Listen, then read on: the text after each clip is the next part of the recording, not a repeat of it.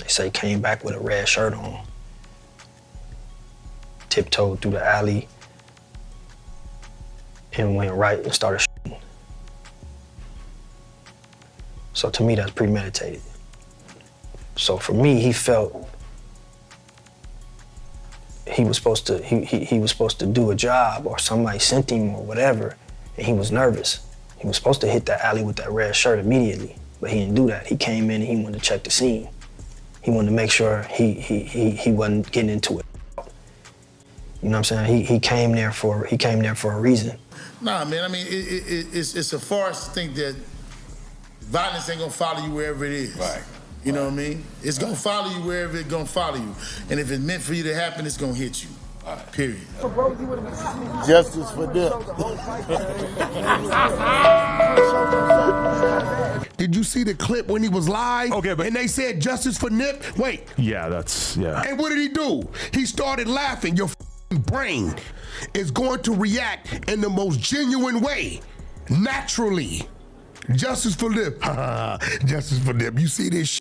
Didn't I tell you that all the skeletons will be out in this Diddy trial? Well, Nipsey Hussle, Lauren London, and Big U's names got dragged into courtroom drama after new evidence suggests that Diddy and Lauren might have known what was going to happen to Nipsey, and no one saw this Big U connection coming. And now Blacc Sam is finally breaking his silence and setting the record straight. So what's on this new evidence? Why is this popping up in Diddy's case? And what connection do Big U and Diddy allegedly have to Nipsey's passing? Folks, this one runs deep and it's looking way messier than anyone thought. And hey, I'm just a messenger, so don't shoot me. I'm just telling y'all what the streets are whispering. If you've been keeping your ear to the streets, you already know Nipsey's passing still ain't sitting right with a lot of people. Now, word is, Diddy might have had his hands all in it, but not directly. Allegedly, he moved through someone close, someone who had Nipsey's trust. And guess who folks keep pointing at? Lauren London, his girl, his baby mama, the same one who, according to Jaguar Wright, was the one who introduced Nipsey to Diddy in the first place. Hook up with the biggest rapper at the time. Everything's great. By the way, isn't she?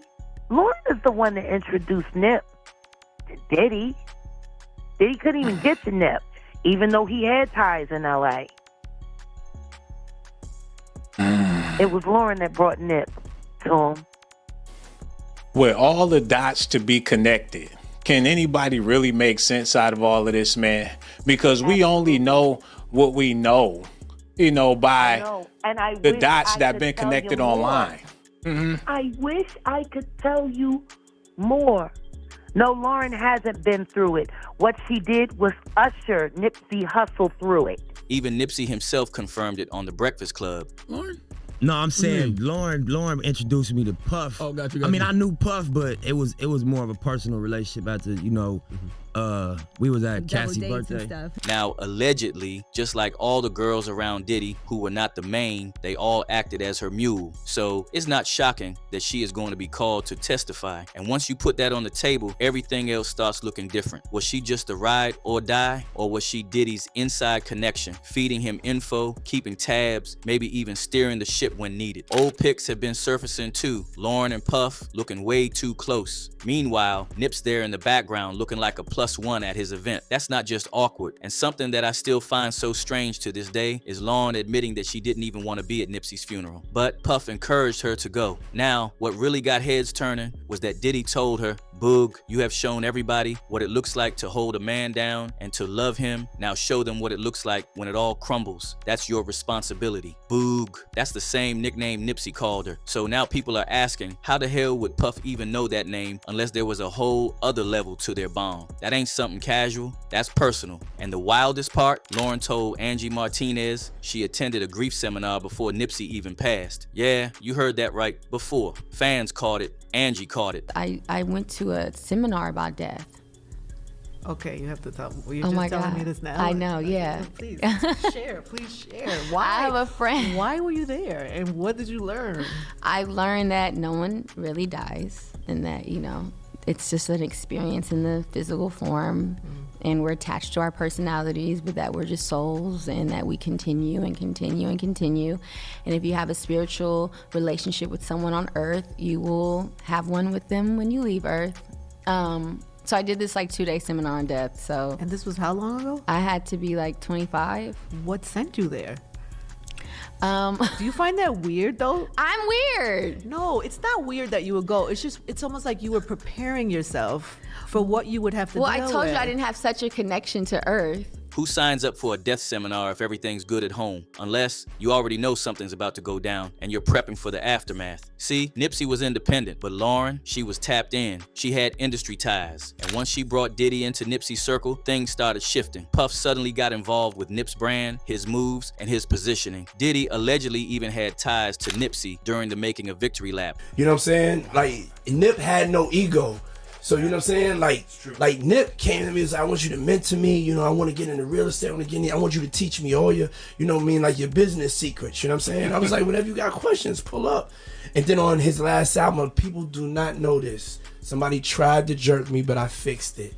I actually am one of the executive producers of Nipsey Hussle's last album. Victory Lap. Yeah, Victory Lap. So a lot of people don't know this. We got them to change it in Wikipedia. Somebody over at the label tried to leave my name out, but he came to me and said, I want you to be a part of helping me finish up this album.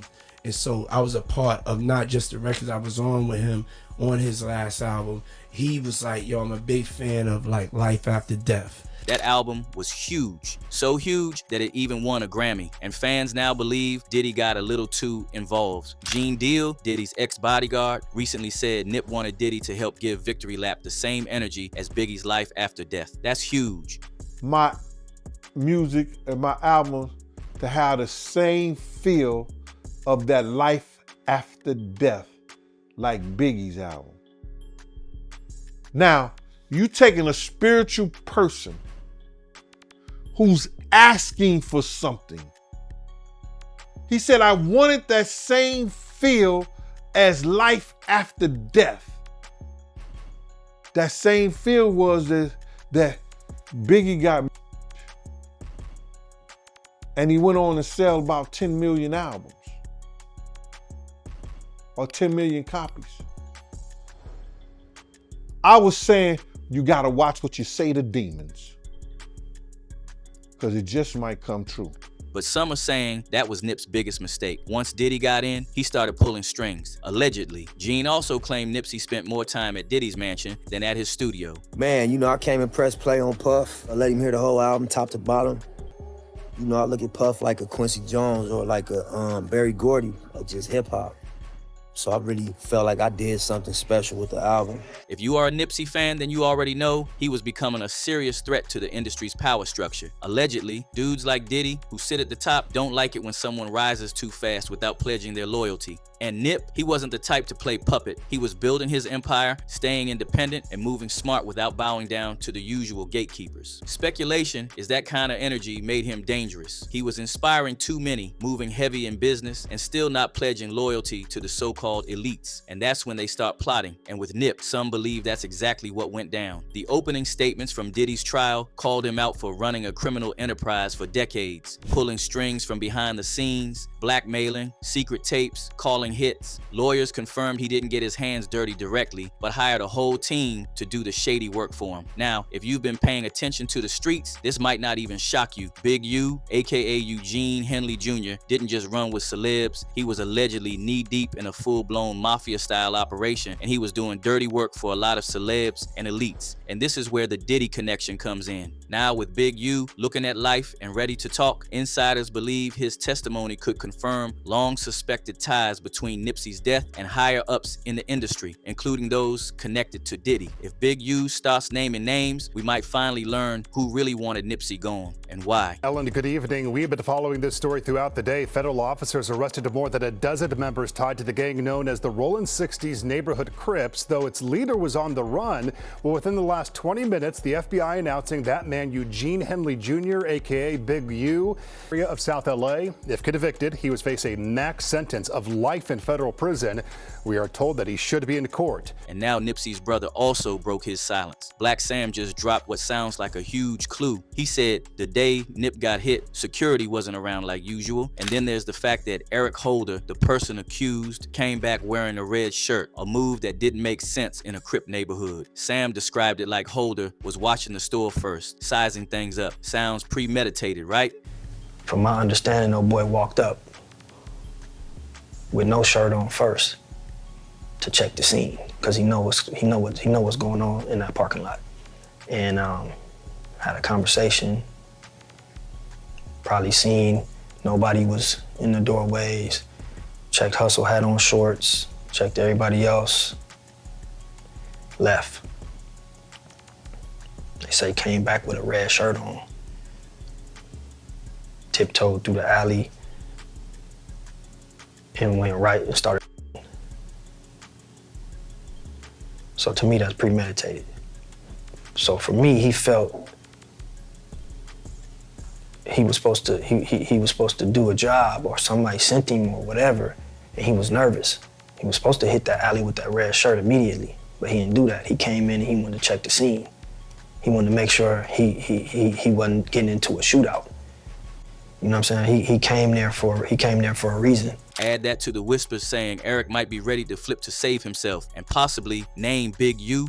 A statement about to come out probably like 2 days. A statement from who? Eric. How do you know that in advance? So you're saying by the time this is out? Hold on, wait. Listen. So you're saying we should race this one out? Wait. No, I'm just Hold saying. on, Adam. I swear to God. That changes everything. Everyone is snitching on everyone to save themselves. And let's not forget Blacc 100. He's been vocal, dragging Big U for a while now. He's even gone as far as saying Big U laughed when people were crying out for justice. That kind of reaction got folks raising eyebrows. Justice for Nip. Did you see the clip when he was live? Okay, but and they said justice for Nip? Wait. Yeah. And what did he do? He started laughing. Your brain is going to react in the most genuine way, naturally. Justice for Nip. Justice for Nip. You see this shit? Now, none of this is confirmed. These are speculations, but the online chatter ain't slowing down. People are connecting the dots. They're saying Nipsey's death wasn't just about gang beef or street drama. It was about power, control, silencing a man who was trying to rise to stardom. One user wrote, "I don't believe most of this internet stuff, but that laugh at justice for Nip is worth 1,000 words." Another user wrote, "I don't know why I had an awkward feeling when I saw Nipsey in the studio with Puff. I remember saying he didn't need Puff to help him with nothing." While this user wrote, "Diddy had a part in Nipsey Hussle's death too. RIHP Nipsey. Diddy is ruthless." Another said, "Everybody already suspects Big U had a hand in it, and honestly, there's a chance Diddy might have played a role behind the scenes too." Allegedly, Diddy and Big U were furious about what Nipsey was becoming, and they couldn't let that slide. So what did they do? Some folks believe they set the stage, put a plan in motion, used Eric Holder as the pawn, gave him the green light to do the dirty work. And now, with Diddy already neck deep in his legal mess and Big U caught in a RICO case, it's all starting to fall apart. Allegedly, footage is out there, footage that could expose connections between them and the death of Nipsey Hussle. If that footage has allegedly hit the court, or if it gets leaked to the public, it's over. And let's not forget, Eric Holder got sentenced to 60 years. That man's got nothing left to lose. If flipping on Big U or Diddy gets him some kind of reduction in his sentence, don't be surprised if he starts naming names. So, what do you think about all this? Drop your thoughts in the comments. We want to hear from you, and if you want to keep up with the real drama involving the biggest and powerful stars, make sure you like, subscribe, and hit that notification bell. Thanks for watching. Now go ahead and click the next video to keep digging into the chaos behind your favorite stars.